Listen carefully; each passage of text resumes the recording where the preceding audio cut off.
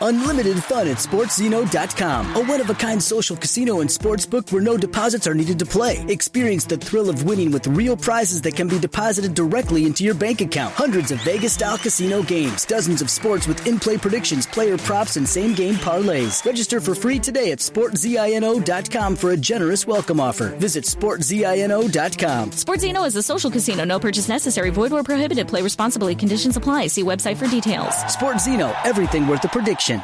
Unlimited fun at SportsZeno.com, a one-of-a-kind social casino and sportsbook where no deposits are needed to play. Experience the thrill of winning with real prizes that can be deposited directly into your bank account. Hundreds of Vegas-style casino games, dozens of sports with in-play predictions, player props, and same-game parlays. Register for free today at SportsZeno.com for a generous welcome offer. Visit SportsZeno.com. SportsZeno is a social casino. No purchase necessary. Void where prohibited. Play responsibly. Conditions apply. See website for details. SportsZeno, everything worth the prediction.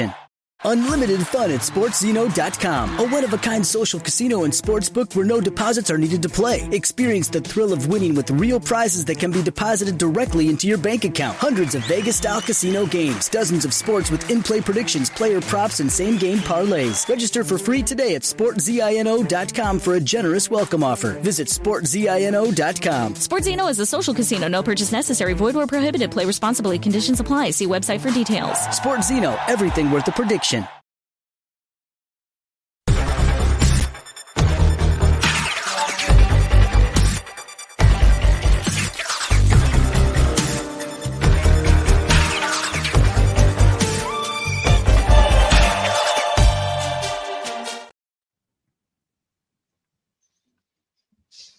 Good evening, everybody, and welcome along to the Rangers Rabble Podcast. This is your Monday night phone-in. So your opportunity to get on the blower and put any of your points to the guys, whether you've got points to make about the game at the weekend, injury concerns that have been raised, or whether your battle fever is on at the start of what is quite possibly the defining week in this league campaign so far. And with me to discuss all of that and take your points, hopefully, I have a stellar panel. Kerr, how are we? I'm good, Connor. Just I'm back down south for a good weekend away. I'm back home, so back to normality. Brian, how we doing? Not bad. I couldn't make the game yesterday, but I kind of watched. It wasn't obviously the greatest of watches, but it was 3 points, so I'm sure we'll get into it. We certainly will. And lastly, but certainly not least, a man who I don't get to share this stage with very often these days, and I promise it's not because we don't like each other. Wilf, how are you? I'm actually not as good as I should be. I was fortunate enough to be at Broadwood today for the ladies' Old Firm game, and it didn't go as we hoped it would. So I'm still hurting a wee bit from that, but we're not here to talk about that. That's tomorrow night's business. So apart from that, I'm doing okay. I'll make an apology to everybody watching this, though, that there seems to be a problem with my lighting, and it seems to be flickering backwards and forwards, so we'll do the best we can. I'm going to be a bit dull at times, but that's just like my opinion, so we'll just crack on. Well, I mean, that's usually Kerr's job, is it not, Wilf? So you're kind of stealing his thunder there, but we will get into it. Kerr, we'll start with you then. Obviously, go over the line with a 4-1 win at the weekend. However, it seems to me that it's not really convinced anybody that we're, on the right path to go and clinch this title, which to do would have to beat Celtic, of course, at the weekend. What was your kind of overall take on what happened at the weekend, and are you feeling any kind of positivity that we might still be able to snatch this? I never seen the game when it was happening, Connor, but I watched the full game back today, and I was expecting worse because of the comments I was reading and what I was seeing. I was only getting glimpses yesterday on my phone, so I didn't really get to see it. But I watched the full game back, and it wasn't as bad as I thought, but it could have been a lot better. I just think they look a bit unbalanced. I think there's something missing, especially in the middle of the park. I know we've got injuries, but I'm fed up with injuries because we've got a big squad of players, and you can't say you go through a season with any injuries. I know some teams maybe do more than others, but it's still not an excuse for me. I had a strange vibe for the manager the past few weeks. I'm not going to sit here and say he should be sacked, but I've just got a strange vibe for the manager. Some of his comments, some of his decisions. But listen, we scored 4 goals. It could have been more. Kelly had a few chances. The goal they scored was, I still don't really know why it went in. I thought maybe when I first seen it, I thought it was Butland's fault, and then I seen everybody blaming Tav outright, and I thought that's not really Tav's fault. But then you look back, maybe a mixture of both. I'm not sure, but I don't know. I just think we're missing something. I don't really know what it is. I see Campbell gets a lot of flack, and I'm struggling to understand why. He seems to be a whipping boy for a lot of people, and I just feel there's no big connection middle to front. I know he made a decisions. He brought on Lawrence and McCausland, wasn't it? And he took off Saltburn, Campbell and Sterling. And I thought that was a strange decision. I didn't think Saltburn was doing much, to be honest with you. I know he scored, but and Dessers to me was poor. He could have scored a hat-trick, but that's Dessers. I know he can come out and say I've scored 20 goals, and correctly he has, but he's still no your main man you want up front for next season. That's just my opinion. So I don't know. I think listen, we have to go to the weekend with positive. We can't all be negative, and listen, what we say between ourselves is totally different from what you say in front of folk. But I still, if you say to me, here's £100, you want to buy Rangers on Saturday, I'd probably say just take £100 back in your pocket or just watch it. I mean, yeah, I don't think I'd be necessarily putting £100 on it either. I mean, Brian, look, the reality is that we did win at the weekend, and we won comfortably in the end. Yes, of course, you've got to factor in that Kilmarnock did go down to 10 men, but that's not always easy to play against because, you know, usually when that happens, and Kilmarnock did do this, there's a lot of time wasting, and, you know, it's a backs to the wall for your opposition who go usually 10 men behind the ball and you're having to break it down. And we did do that. So, I mean, you know, are we being maybe a little bit too on the defeated side because of what happened with Dundee and Ross County and not actually looking at what was a positive result that certainly keeps us in this title race? Yeah, I think there's obviously. I think it's more frustration from everyone. I think it's purely the fact that we had it in our hands and we could have done the business if we hadn't, lost at home to Motherwell, the defeated County and Dundee. It was just a series of games that the performances were just unbelievable. You couldn't actually believe what you were seeing. And I think it's general. I think it's just a generalized sort of apathy that everybody thought we were in such a good. Considering where we were when the manager came in to where, we were just before the Motherwell game, we were in a really good position. And we all just feel now we've chucked it back at them. We took it off them. We went on a great run. And I think it's just a general apathy that everybody's feeling because they're just so annoyed and hurt that, that we had it and we've kind of just gift wrapped it back to them. So I think it's just everybody's just a bit sort of sensitive and a bit hyper just purely because of the position we were in and where we are now. Yeah, absolutely. Well, as I said, this is the phone in, and it's not taken long for the first caller. We've got Frankie on the line. Frankie, how are we? No bad, Connor. No bad, mate. My point is, Connor, my boy was talking to me last night, and he was talking about Paddy McNair. If that would be a viable option in the summer, going for the likes of him, because I think he's out of contract with Middlesbrough, Connor. He's been there 5 or 6 years, captain, you know what I mean? And it was just to see what the panel's thoughts and Paddy McNair was. Yeah, well, I mean, Wilf, obviously, you've not come in yet, so I'll kind of let you take that, although I must admit I don't know an awful lot about the kind of season he's had at Middlesbrough myself. I know that he's been injured quite a lot of the season, which probably means we are going to sign him because that's what we do. I don't think from what I've been hearing he's particularly injury prone. And I was told today by a Middlesbrough fan I was speaking to at Broadwood, and I'm not going to name Jeff Winter by name, but it was Jeff Winter, that Paddy McNair would absolutely walk to Ibrox if Rangers offer him a contract. He's currently out of contract. He's gone. He's left. He's been pictured seemingly well. He's been pictured with a Rangers scarf, Ken. Yeah, I mean he is a Rangers fan. He's from Northern Ireland. He is a Rangers fan, I believe. He's out of contract. And he's the captain of Northern Ireland, I think, Wolf.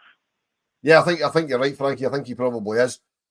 He's out of contract. He'll have made his money down south, so I don't think money would be a big issue for him. As to the type of player he is, I don't really know that much about him. I don't watch a lot of Middlesbrough. He's obviously a name that's been floating about for a long, long time. And let's be perfectly honest, he can't be any worse than some of the ones we've got. So, we need to strengthen him there. Exactly, Wolf. If it's a viable deal for not a lot of money, then yeah, I'd be in favour of taking them on. Yeah, I mean, Frankie, I don't think it would bellow it. Well, yeah, I mean, I was that you're pretty much answering the question I was going to ask anyway as well for put there. But I mean, I think I'm seeing also some comments there as well about you can't sign him just because he's a Rangers fan. Is he actually good enough? No, I know that, Connor. But my boy said I don't know much about him, Connor. But Earl Stevens quite a fan of him. And he says I've watched him a few times, Dad. He says, and he looks as if he could do a job for us. You know what I mean? Yeah, well, I mean, listen, you never know. I do know, if I'm not mistaken, he did spend some time at Manchester United, I believe, in his younger days. A few appearances there. Aye. So, he obviously has something about him. But let me ask you this, Frankie, just with the conversation we've been having as well. How many would you say would actually need to bring in the summer? Because obviously, Paddy McNair, even if he comes in, presumably we'll probably need one or two more than that. So what would be the areas for you that would be the priorities? Sorry, Connor, what was that again? I couldn't hear it there. It was a bad line there. That's all right, mate. I was just saying that we're talking about bringing in players. What would be the priority areas for you in the summer? Well, I was looking at a few players that suit a contract, Ken, in the summer. And it was like boys for Romania, Ken. Turkey, places like that, like central defenders, midfielders, wingers. Obviously, we need all that. We need a couple of good centre backs for a start. And I'd like to see that boy Jeffy coming in, or Jeffy, whatever his name is, as cover for Yilmaz. And obviously a good striker. Yeah, absolutely, Frankie. To me, they're all going on, Connor, about Dessers. But to me, Dessers has been there all season long. He's the only one that we've got. So, you know what I mean? Mm-hmm. No, listen, maybe you feed a bit of help up front. A bit of help up front, it would. Yeah, well, listen, we obviously will need to wait and see what happens with that. But thanks very much for the call, Frankie. It's been a pleasure. And give us a call back anytime, mate. No bother, Connor. Thank you. Right. Bye, Connor. Cheers, Frankie. Kerr, I think you were. He can play centre back, he can play defensive mid, he can also fill in at full back, so he's a bit of a utility player. He always kind of has been. I know he kind of played majority all his time at Middlesbrough at centre back, but he's not the quickest, and he's probably along the same lines of playing the Championship, along the same lines of Ben Davis, who was decent down there as a captain of Preston. They got a move for Liverpool, and he's come up to Rangers, and he's not really settled down, not played a lot of football. So is that a good signing? Probably in our wage bracket, probably when they break the bank. We have to be careful what we're buying. Is there better out there? Of course there is. Can we afford that? I don't know what we've got to spend in the summer. I think it depends who leaves. So he's probably one we could be looking for. But to be honest with you, I think he's decent, but I would want somebody to be maybe a bit younger and a bit more pace. Well, I mean, Brian, I think it's a fair point that Frankie raises about Paddy McNair, and he is Northern Ireland captain and things like that. The age thing, he's 29. He's the same age as me, so I like to think that's not really that old, personally. But I think there's also the point about 24 grand a week on Borough. Is he if we are going to pay somebody that amount in a wage, which we may or may not be able to afford to, is he the right person to be paying that amount of money to? Again, it's all depending on the sort of profile that Clement is going to go for in the summer. I think we've had a sort of glimpse of what his plans are already, with Cortez and sort of Diamande, that sort of age bracket, and I'm kind of on the fence with this one because he's a fan of the club. So you think, right, okay, he'll at least give his all for the club and that. But at the same time, you're not just wanting to sign somebody because they're a fan of the club. You want them to improve the squad. And is he any worse than the centre halves we've got? Possibly not. As Kerr said, though, he's not exactly rapid. So again, it's purely what the manager wants as far as, is this the right profile of a player that he wants? The age as well, he's 29, so he's going to hit the 30 next year. So that's another issue as well. Is that the sort of age profile? And it's all dependent on who leaves in the summer as well, because, there's lots out of contract. There's ones that are, under contract, but not looking like getting a game. So it all depends on who we're left with after the summer. Yeah, 100%. And I mean, Wilf, I know we don't have a lot of evidence to go on because he has only signed 2 players since he came into the club, in Cortez and Diamande. But sort of on that basis, is Paddy McNair somebody that Philip Clement would actually fancy? Does he fit what Clement's tried to do with the other 2? Don't know, because I don't know enough about Paddy McNair and how he plays, and I've got no idea what the manager's looking for. He might not even be aware of who he is. I mean, he'll know the name, but he might not even be aware of him. You know what I mean? It's all obviously, we're all speculating mainly because his name's always been out there because he's a Rangers fan, and I'm not for a minute saying you sign him for that reason. You know what I mean? But he's played at a decent level. I mean, there's a few comments there. We need to get away from signing Championship players. The Championship's not a bad league. You know what I mean? The problem I've got is the Scottish League's very, very difficult to get used to because it's a very strange league. You know, I mean, none of these players that come to Rangers will be used to playing 90% of their games against teams that don't want to attack you. I mean, you're looking to sign a centre-back who's basically going to be standing, doing not a lot most of the time because teams don't attack us. And when they do attack us, they just try and throw balls over the top and chase them, more or less. I mean, that must take some getting used to because that's basically what we face every week in Scotland. It's certainly what we faced on Saturday, even before they went down to 10 men. And then once they went down to 10 men, obviously they took off their only attacking threat in the boy Armstrong. And, you're basically trying to break down a bank of 10 players, which you don't really need centre-backs to do. So Paddy McNair might not even be suited to the type of football that we play in Scotland. Manager might not be aware of him. I've got a feeling that the manager and Neil Scotland are probably going to bring in players from the Benelux countries that they know, because that tends to be what happens. They might find a few gems that we've never even heard of. Oh, you football manager types might have heard of them, but I mean, I'm obviously a bit too old for all that computer game nonsense. So, bringing guys that a lot of folk won't know anything about because they fit what they want to do. I've got absolutely no idea how the manager wants to play because he's changed the way he plays football to suit the players that he's been left with. Because, as you say, he only brought in 3 in the summer, and 2 of them were on loan. Because obviously Fabio Silva's going back to where he came from. I'd like to think that we're signing Cortez and we'll have to sign Diamande. So really he's only signed 2 players that are still probably going to be there next season, plus whatever he's left with. So the manager is going to bring in an awful lot of his own players, and until he does that, we don't know what sort of system he's going to play. Because what he's playing with us, I would imagine, is completely different to what he played in Belgium, just because of the players he was left with. So is he going to adapt his style of play to suit what he's got currently, or is he going to bring in players and completely overhaul what we do? Is he going to change the system he plays? He's playing the way he's playing because of the players that he's got.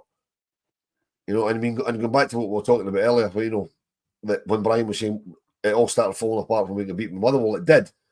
But to play devil's advocate, had we not gone to the top of the league and then threw it away, if we had just sort of gradually built our way through and we're currently sitting here 3 points behind them, going to play them next week, I think there'd be a lot more positivity in the support than there is now, because there is an awful lot of negativity going about.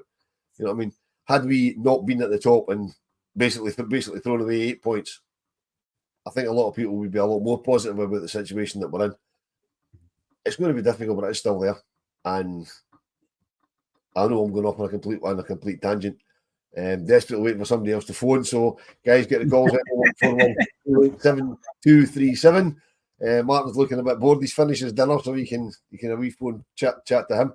So it's going to be difficult. I mean, I don't know whether they're going to raid Belgium, Holland, maybe Luxembourg, Scandinavia. No idea what they're going to do. I don't even know what sort of system he's looking to play. I'd like to think there'll be a complete overhaul in the squad and the way we play, because of the players he brings in. But that's all for the future.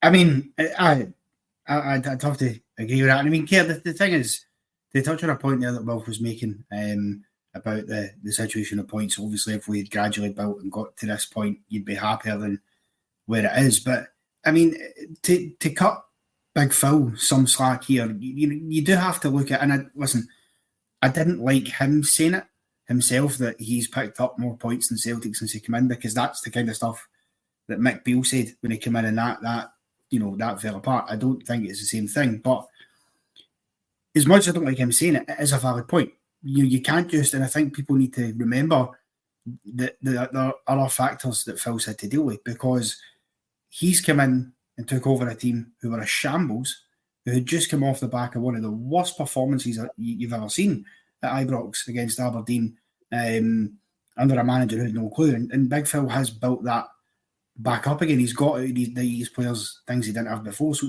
at the very least, he deserves to be cut a little slack, even if he could maybe do with not saying so much in some of his press conferences. He does. He deserves a wee bit of, obviously, what you've said there. When he comments like that basically, what I said earlier, he said a few things, and one of the things that annoy me as well, it's like he's blown his own trumpet a bit. Listen, he's come into a shit show, we all knew that, and what he's done was great, but David P just mentioned it, adaptability with some of the players, I think he struggles. He uses injuries quite a lot for me, and constantly saying it, you're trying to make it your scapegoat so it doesn't come back to you making the faults. And yeah, we all know we've got injuries, but sometimes we're crying for other players to be involved. And listen, I've said that a few times, I'll go back to it. The way he treats some of the young players, I don't like it. Honestly, I don't. And he brought in Cole McKinnon, he pushed him right up after the Benfica game. Cole's going to be involved here and there. He's not been involved since. I don't ask me why. Ross McCausland, I think, has been harshly treated. I don't think Ross he went through. He did really well, and then he went through a little patch. All players do. But the way Fabio Silva's been playing recently has been awful. To be honest with you, I know he scored at the weekend, but he's not been great. But if that's McCausland, if that's Campbell, they're getting criticised by the manager. I mean, you see what he's done with Todd, McCausland, the other players, he lets away with stuff, and it's just wee things like that. No, it's not a big thing, and I think, come on, deserves a full season with some of his own players there to see where we go. But just small things that I've started saying, just put wee doubts in my head. I don't know if it's because it's happened in the past, or am I starting to think because of what's happened with the players that we're better than what they actually are? I don't know, but I think if we manage to go there at the weekend and get a result, and say for talking say we finish the season 1 and 2 cups but losing a league and goal difference, some people say that's a poor season, but to me that's a great season for where we've been. But it's just because, I think it's because it was in our own hands, what Wolf mentioned, and we lost points against 2 teams where we should really be beaten. And you can blame the manager for that, but you have to look at the players as well. He never really held the players accountable. Maybe 1 or 2, but there's a lot of them he still keeps in there. Like Lundstrom, he mentioned, they're quite far apart in talks. So to me, John Lundstrom's away, but he always relies on him. Silva, we all know he's away, but he's relying on him as well. Whereas you've got guys who can maybe give a game time to, who maybe are going to be there next season or whatever. but he's not doing that. So it's just silly things maybe people think, but to me, that annoys me. Yeah, I mean, Brian, I want to throw Carol Morrison's point there in for that comment to you, because actually I think it's a really fair point he makes. I mean, what is it we're looking for actually for our managers to do? Because Carol's right. When Gio didn't say much, we all complained about it. We all said doesn't say enough, doesn't bash enough. What's the problem? Michael Beale again. We all thought that he just kept talking nonsense repeatedly, and again we said he's talking too much. He needs to stop. And now Clement's kind of fallen somewhere into that bracket as well in terms of talking too much. So what are we looking for our managers to do? Because let's be honest here, right? Walter Smith wasn't shy of talking and of saying things in his press conferences, and he's one of, if not possibly the greatest manager we've had. The difference was for him, and I suppose it comes to the point with these three, he backed it up with winning league titles, winning trophies, and the players that he had on the park. So is that what it's about for a manager? Say what you like, but back it up in the pitch? I think it is. And as you just said there, Smith had the players and the teams to back up his press conferences. And unfortunately, Philip Clement hasn't had that opportunity purely because we've never been able to play our best 11 once this year. Not once. We're not even getting close, to be quite honest. And then you look at the pool that we're kind of left with all the injuries, and you're kind of just you're shoehorning players into certain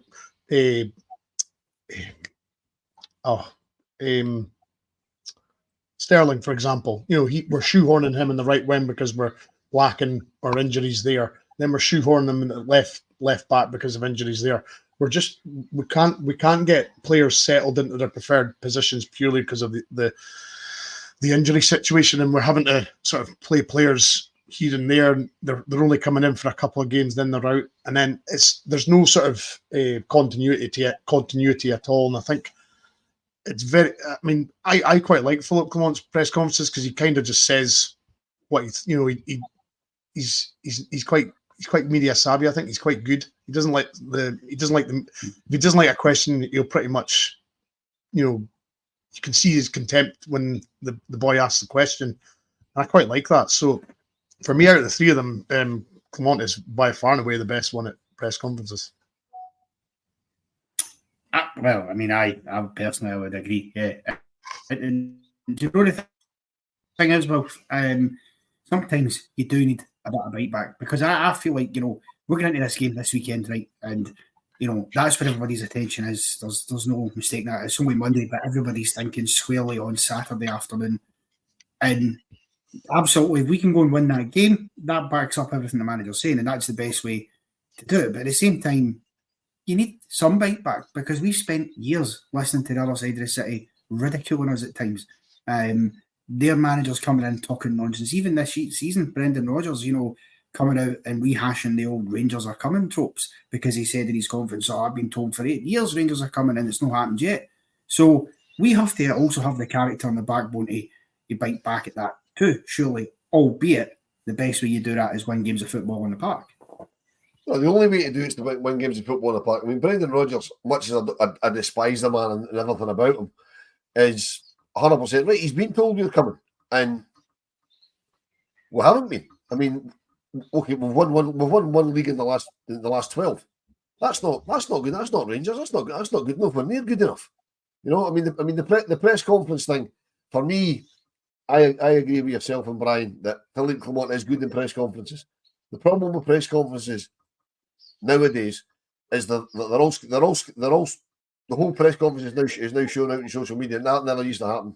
Even go back, you reference Walter Smith, go back to his days. That didn't happen. Well, you didn't have as much access to them, right?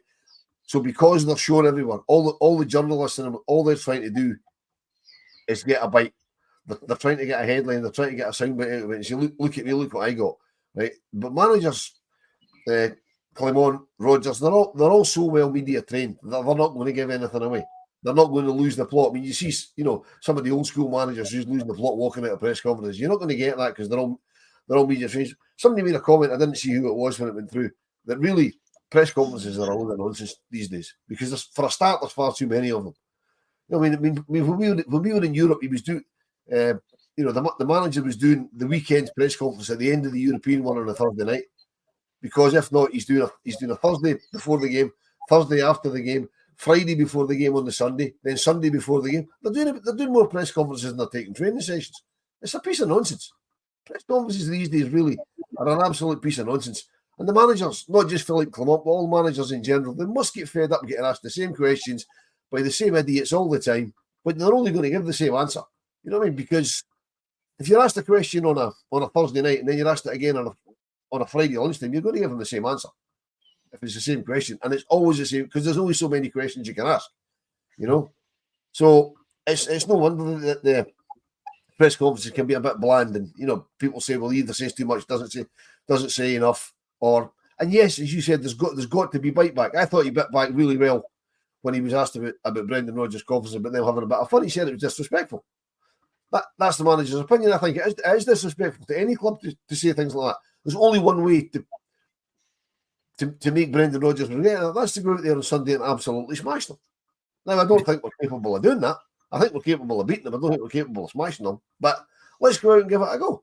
I mean, there is far too much negativity in the supporters now, and I get it, because there's absolutely no evidence in recent weeks and months that we can go there and get a result. Right? There is absolutely there's no evidence of it.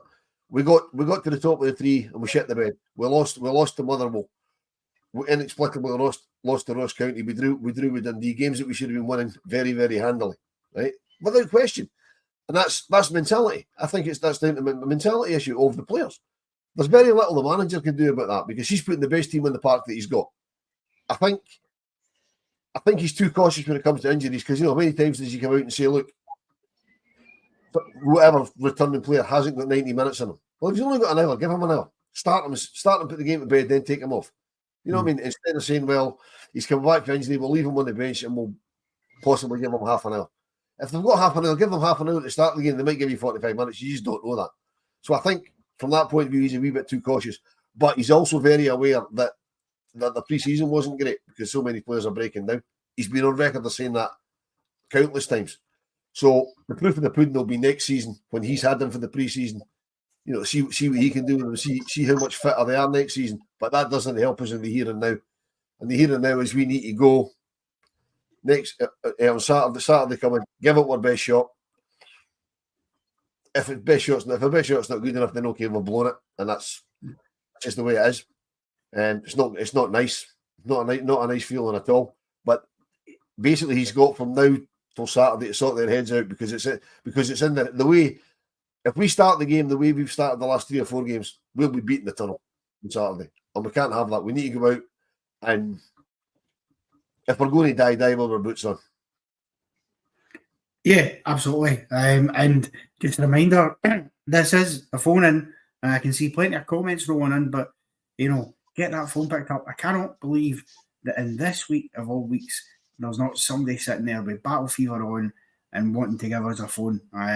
Whether that's anything you've heard right that you want to take somebody up on, or any ideas you've got for what the manager needs to do to get a result at the weekend, dial the number at the bottom of the screen and we'll get you on, just like we did with Frankie earlier on. Kerr,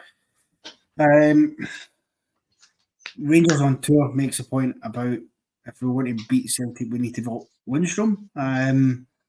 Is that half? And obviously he talks about playing Sterling and Diamande in the middle as well. But I thought, and you may disagree, I thought the last Old Firm game, Diamande looked a bit nervous to start with, because there was moments he was getting in the ball where he was a bit loose with his play, and wasn't really getting it under control. So is Rangers on tour right? I actually agree with him. At that point, I do. Yes. Listen, shocker in this podcast that me and Kerr would ever disagree about something. I just said that for that reason, Con. No, I just think we lack legs middle of the park. I do. And Diamande likes to take a risk at times. He likes to go forward. We know he can get forward. We know he likes to play the ball forward, whereas Lundstrom doesn't. But in these games, sometimes he goes by Lundstrom. He's one-paced, he's flat-footed. By all accounts, he has a way. So I would rather have Sterling middle of the park because he can get about. He is physical. We know how strong he is. He can pass the ball.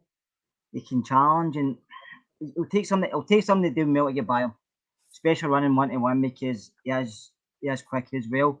And you need that on Saturday because we can't be in a park. We can't be weak. We can't be stagnated. We can't be standing and watching. And that's what happened with this Rangers side. And so we need two strong people in the middle of the park. And I would go with they two. Listen, I'm also a big fan of Raskin. I know a lot of folk that watch this pod don't like him, and probably some of the podders don't either. But I think he could offer us something else. I know he won't play, but I would go with Sterling and Diamandi. I think Lundstrom has to be out, but I know he won't. I know the manager likes him. That's why he wants him to stay. But I do agree. I think in games like this, just because he has one pace, he drops too deep for me. He keeps everything too simple. He doesn't even keep it simple. He just keeps everything slow, predictable, sideways. I know we're going to be nervous, and I know sometimes that stops him playing. But if you get John Lundstrom in your team, you go goal down early at Celtic Park, or should I say Parkhead because Wolf's in the panel. I think I don't think Lundstrom's a man that's going to help you. I know he drops back to help the centre backs, but he drops back at times on his own accord because that's what he does. Because he needs to give the strikers a yard behind so he can catch up with them. Listen, to me, John Lundstrom's no player to go forward with, but like I say, that's just my opinion. So I would easily drop him for the weekend and bring in Sterling and Diamandi. Yeah, I mean, well, listen, Sterling all day long. I will say that absolutely all day long. You play Sterling. Brian, I mean, for you, what would you say? Drop Lundstrom and change it drastically? I mean, I'm not saying he would do this, but could, for example, do you maybe start Tom Lawrence after he's holding an absolute belter at the weekend? Does Nicholas Raskin perhaps get an opportunity in there? I mean, for you, how would you sort of go in the midfield on Saturday? I mean, I'm totally agreeing with Kerr. I would be having Diamandi and Sterling in there at all costs. I mean, both young guys, energetic. As a few folk are saying in the comments, they're absolutely right. We need to win the midfield. These games are won or lost in the midfield battles, and we need guys that are going to get around that park and a bit of mobility. And then you also need the injection of pace, which both of them have got. So if we do happen to win the ball, we can make a break. As Kerr said as well, Lundstrom for me is just he's too defensive minded and he slows everything down. He's done that there's the odd game where he'll start and he'll play well and that'll be it. He's so inconsistent now, but he's out of contract, so as you say. But I would be Lawrence. Yeah, again, he's far to receive sometimes, but he knows where the goal is. He's one of these guys that's not shy of having a shot. So yeah, there's that little bit in his armory. But yeah, that for me, that's about as good a three as we can muster up just now. Yeah, Wolf, I'm going to put this to you slightly differently, because one of the factors that undoubtedly comes into it in this game is the mentality side of things and the leadership on the park. Now, for one reason or another, and whether people have liked it or not, our leadership seems to have stemmed mainly from, obviously Tav as captain and then Goldson and Lundstrom. They've kind of been looked at as the three main sort of who are looking to lead it. So with the fact that Goldson has been dropped and has now mysteriously picked up an injury, we're talking potentially dropping Lundstrom. Does Tav have the mentality to lead this team out there and on the pitch actually get not just a tune out of himself, but get the other players, ready to go? It shouldn't just be down to James Tavernier. Listen, this is an old firm game, right? That the season rests on, right? If these players need fired up on the park by somebody, they shouldn't be at Rangers. It's as simple as that. The very fact that they're walking into a cauldron of 60,000 of them, right? They should they should be busting at the seams in the tunnel to get out there, and just they shouldn't need any motivation. The motivational factor should be the badge on their back. I don't give a monkeys if they're not Rangers fans. They're playing for us, right? They've all been there long enough. They know what the club means. They know how. They keep coming out and telling us the club's massive. The fans are brilliant. We're this, we're that. The fact that we're not there, okay, it's going to hurt them. But they should prove that they can do it without us there. You know what I mean? They need the leadership on the park, but I've got no doubt the manager will have them. I'll have told them how they need to be, where they need to be, what the game plan is. Right, every single one of them on the park should be leading the other one. If somebody's stepping out of line, even if it's Diamonde, if McCausland plays, McCausland should be shouting at them, telling them where they're supposed to be, because they should all know the instructions. They should know what everybody's supposed to do. If any one of those players needs extra motivation once they walk on that park, I don't want to see them on that park. Simple as that. Yeah, it's a fair point, Keir. And I mean, the other thing is as well is how you respond if something does go wrong. Because listen, you can go out there and do the job that you're supposed to be doing, and actually, keep being in your positions. And sometimes, whether it's a decision goes against you, whether you do end up, you can see the goal.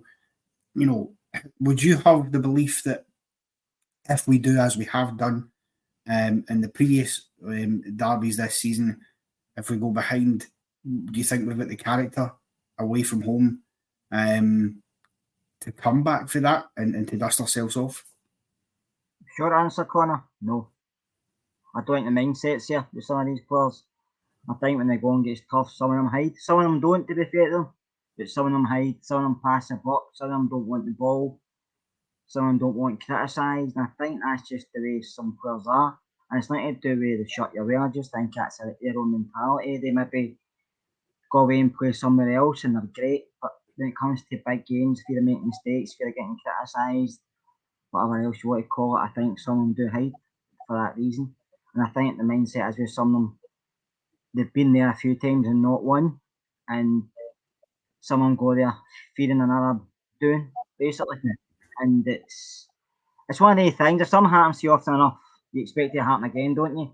I think that's what happens with some of these players. And the manager can say all he wants. I agree with Wolf. Hart can say all he wants, but the captain can only do so much. I know I was kind of criticising from coming on earlier, but he can only say so much. Once these 11 guys cross the line, they make their own decisions in the park.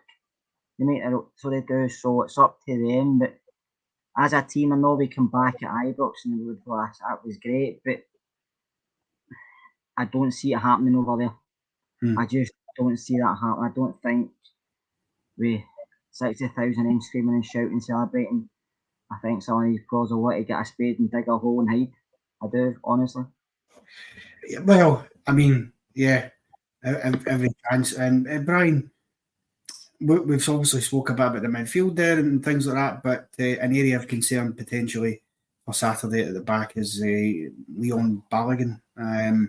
Seems to have picked up an injury, which is just typical. You bring somebody in who's been playing well for you and he gets injured. That seems to be just our luck in recent years, it has to be said. But by all accounts, it will be Ben Davies that will have to step in there.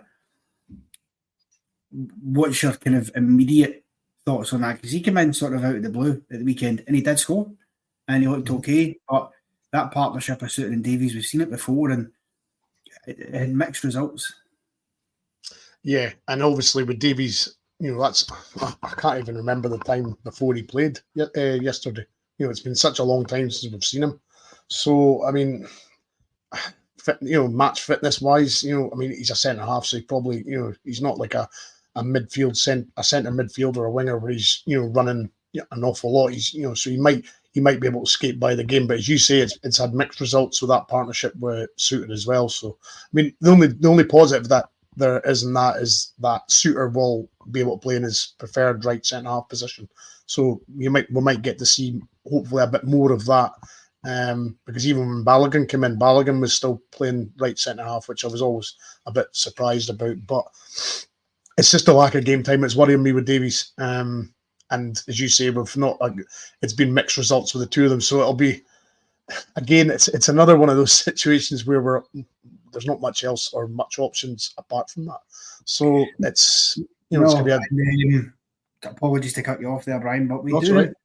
we do finally have a second caller this evening. We've got Andrew on the line, and rather aptly, I think you've got a point about the defence for the weekend, Andrew. Hi, how you doing, Connor? How you doing, gentlemen? Yep. I think I was quite happy when I saw Suter go back to his right side, as Brian was saying, and Ben Davies come in. And in fairness, Davies put in a good shift, scored a goal. He's an experienced boy. Okay, lack of game time, I get that. But I think we're down to bare bones, you guys. So that's probably the only reason. Silva's been played on the left side. I presume Matondo's injured again, is he? Or is he fit? Nobody would know, would you? Yes, I think Matondo does have a knock. I'm pretty sure that's why he's missed it. I don't know that if anybody else knows better than me, by all means jump in, but I do believe he has picked up an injury, yep. Yeah, he might be just sort of being cautious with Saturday's game in mind, obviously, Connor. So you might see, Matondo, get a chance, certainly, if Silva sucks, in the first half. But Silva's really got to stand up to the plate in this one. Wolves paid £75 million for him. And at times he looks like, 35,000's worth. He looks just absolutely dire. He dives all over the place. You feel like saying, come on, get a bloody pair, mate, and just get on with it. Stop fucking about out there and start playing. But I wouldn't be unconcerned about those two at centre-back, certainly on Saturday. And again, how you two feel about that, or you four, rather. What do you think about Davis and Suter as your partnership on Saturday? Well, Wolf, we'll throw that to you on the Davis and Suter question. I think it might actually help us, because obviously that would mean Suter would move to his preferred right side centre back and Davis on the left, and Suter being there, he might, it's more cover for Tav, because Tav seems to get a right hard time. I think they'll certainly target the captain, I think, on Saturday. So I think with Suter there, because it's his natural side, they'll at least give him a bit of cover if they kind of come over the top at him. So I wouldn't be adverse to it. The fact that Ben Davies hasn't played a lot of games does worry me, getting towards the end of the game. Whether he's got the legs for it, and I don't know if he's got the siege mentality that he might need. But I wouldn't have any problem with him playing. I mean, there's calls in the comments to play three at the back. I don't know who the three at the back could be, because we've only got two fit centre halves. If Balogun is a bit more than a knock, because they said they took him off because it was a precaution. He felt something in his back. You can't mess about with that. So, I mean, Balogun might be fit. It might be a case of he has to start Ben Davies, put Balogun on the bench, because he knows Davis isn't going to last the pace. So Balogun, you might see Balogun for the last half hour. I've got absolutely no idea how that's going to play, depending on the knock that he's got. But no, I think I'd be quite comfortable with Suter playing on the right side of the centre back and Davies on the left. Quite agree with that. The problem with his back three, I don't think he's played that the whole season. Beale mentioned it as well, but I don't think Beale hardly ever played it. Maybe once. I think one strange game when we ended up with three at the back. But no, you've just got to put your best 11 players, considering, as I say, they're down to bare bones, and just say, right, when the bullets start firing, people need to stand up to the plate and shoot back. And that's what we need on Saturday, guys. Listen, 100% agree with that, Andrew, and some great points there, as always. By all means, give us a call again whenever you like. Cheers. After we've got a good result of the weekend. I hope so too. All the best, guys. All right, thanks very much.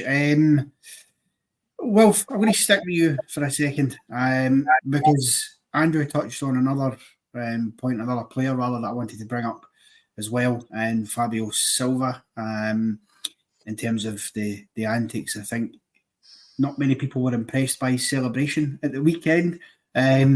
What's your feeling on him going into the game at the weekend? I mean, do you think he'll start? And do you think if he does, instead of doing stupid celebrations, you should be focusing on actually trying to put in a proper 90-minute shift in the park, which he doesn't seem to have done so far?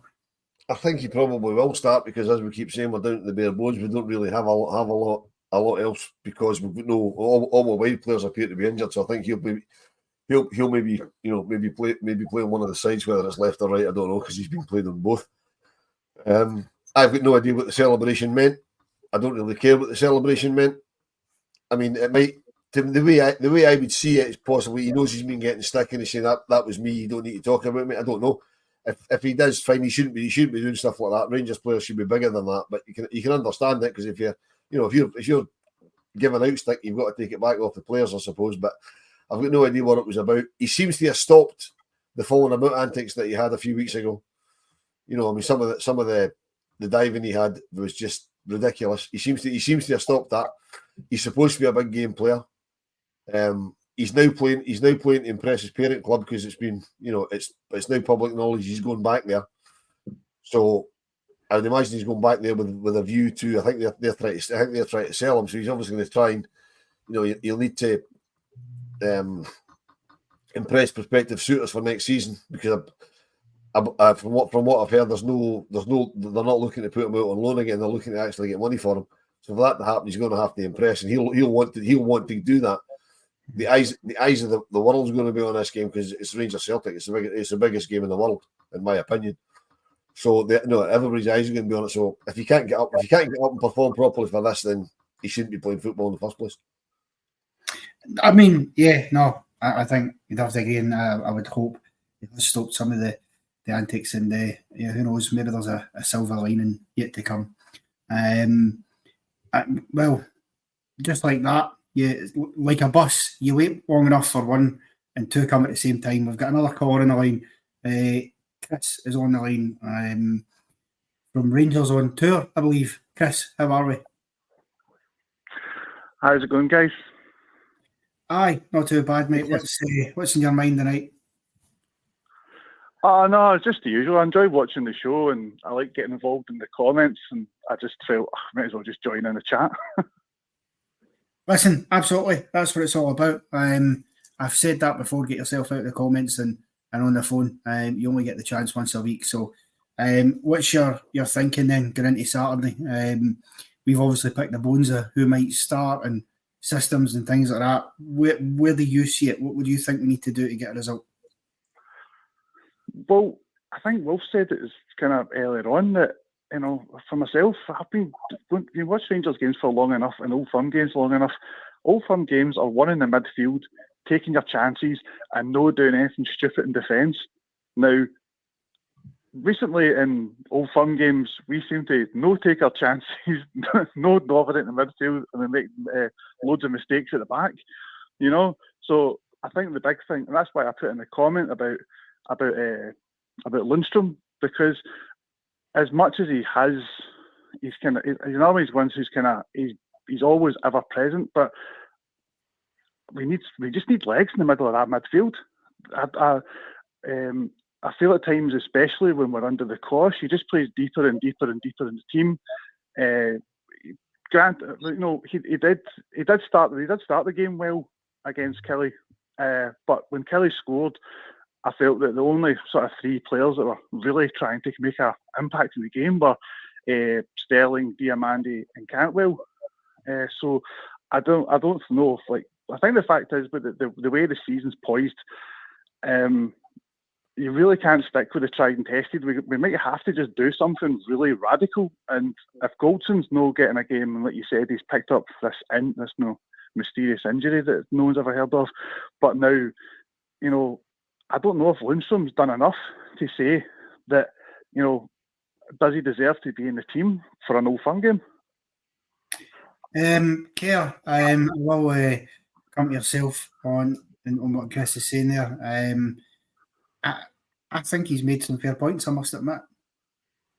I just don't think Johnson's good enough for the way I want Rangers to go. I think he's a decent player. He gives you what he has, and when he goes to somewhere else, if it's back down south, he'll do a job, whatever he's asked to do, in a way they want him to play. I just feel with us, we need something more for him, and he can't give us that, and it's legs basically, because I alluded to it right at the start.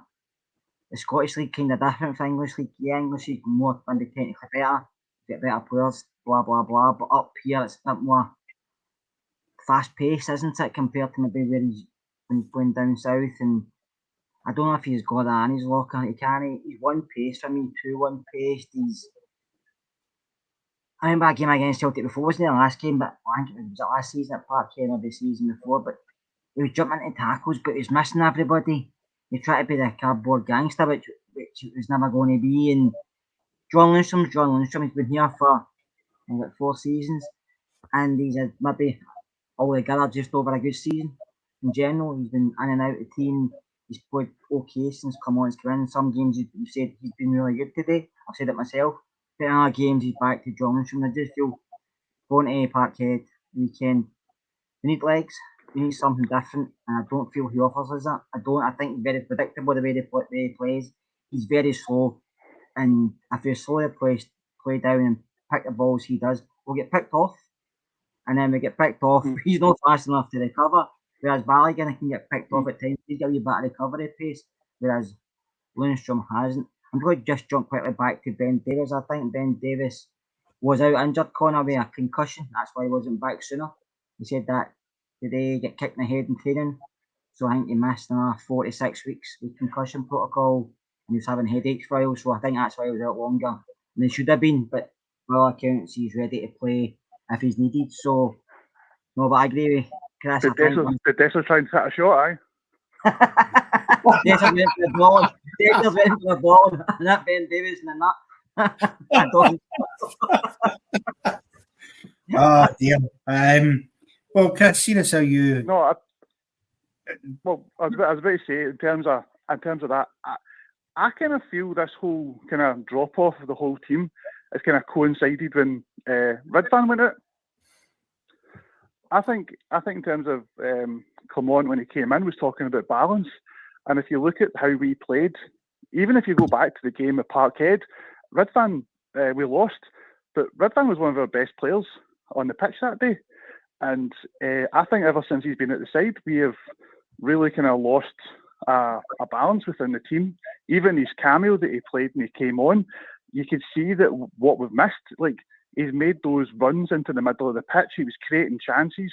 I feel that, and again, as much as Silvers became a bit of a whipping boy for the fans, I feel that him and Ridvan played really well together, because whereas Borna has always been the one way where he sticks to the line, goes to the corner, whips a ball in, whereas Ridvan would either drive in himself or try and create passes or try and create some space, and that will allow him, Silva and Cantwell, or also guys like Diamandi, like space to kind of try and create something.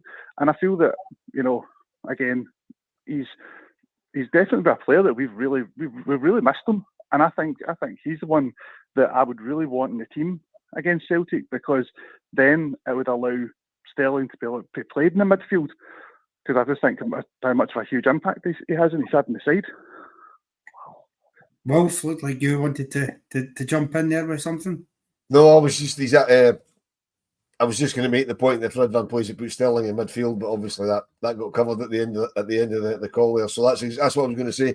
To me, that's why it's important that Red Van plays, because we need Sterling in the middle of that park, because he's got pace, he's got power. He'll rumble. I'd be saying to Sterling, wherever McGregor goes, you go with him. You know what I mean? And stick somebody else on O'Reilly. Whether it's Diamandi and say, or swap them about, you just put Diamandi on McGregor and Sterling and O'Reilly, and just say, look, just if they go to the toilet with them, just stick with them, because as we've all been saying, they win the midfield all the time. We can't go if we go over on the midfield. We're on a hiding to nothing, so we really need to. We really need to get a grip of that. But that was the only comment I was going to make, that Ridvan has to play just so that we can get Sterling in the middle of the park. Yeah, and funnily enough, it looks like Brian has gone to the toilet, just as Wilf was saying that there. So, Chris, thanks very much, mate, for the call. Been an absolute pleasure, some great points there. And do give us a call back anytime. And even earlier in the show, mate. That's what we're here for on Monday night. Aye, magic, excellent. All right, have a good one, guys. Catch you later. Hi, Chris. Right, Chris. Right, well, we are fast approaching the end of the show, so there are title races abound. not just in the men's game, but of course in the women's game as well. And I believe tomorrow evening, I don't know, Brian or Ralph, whichever one you want to come in, you'll be shedding some light on the events that took place at Broadwood today. Yeah, 6:30 tomorrow night. We're going to have a new time slot of 6:30. It's going to be usually on a Monday, which is the day after the game, but because the game was today, we're having it tomorrow. And we'll pick the bones out of what happened at Broadwood this afternoon. And yes, to join us at, I think it's myself, Brian, Karen, Laura, tomorrow at 6:30, live on YouTube and wherever else you watch it, Twitter, X, whatever it's called, Facebook, all that stuff. And we'll have a wee chat about that. So yeah, that should be quite lively. Well, there you go then. First, get sat down with your dinner and get the lads and the lassies on for all things to do with the women's team. Obviously, if you have enjoyed what you've seen tonight, give us a like, subscribe to the channel, become a member. We've got a brand new member show every Thursday night. That's just one of the perks you get for less than the price of a cup of coffee.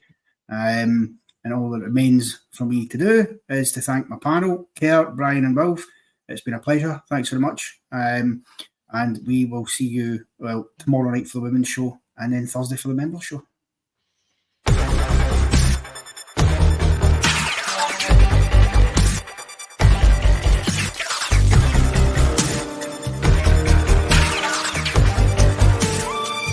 Sports Social Podcast Network. Unlimited fun at SportsZeno.com, a one-of-a-kind social casino and sportsbook where no deposits are needed to play. Experience the thrill of winning with real prizes that can be deposited directly into your bank account. Hundreds of Vegas-style casino games, dozens of sports with in-play predictions, player props, and same-game parlays. Register for free today at SportsZeno.com for a generous welcome offer. Visit SportsZeno.com. SportsZeno is a social casino. No purchase necessary. Void where prohibited. Play responsibly. Conditions apply. See website for details. SportsZeno, everything worth a prediction.